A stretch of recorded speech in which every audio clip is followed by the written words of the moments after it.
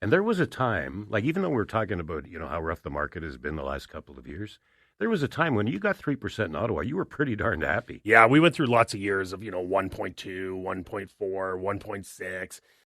Hey, listen, we're talking about homes going up 3%. But that was in my opinion, that was a better market than what we've seen over the last few years because it was a win-win for both. And it was more predictable too, right? It was more predictable, and it allowed us as agents to do our job proper. Over the last couple of years, to sell a house, it was somewhat easy.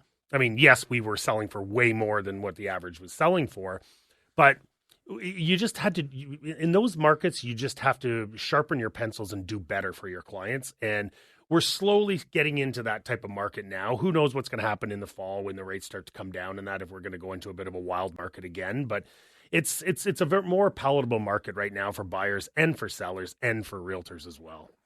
Paul, do you think, just out of curiosity, and I don't know, I keep thinking about this.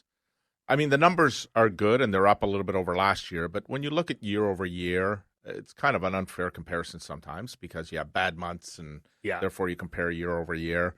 And maybe if you look at the 5-year average, a little bit better, but we are a growing city.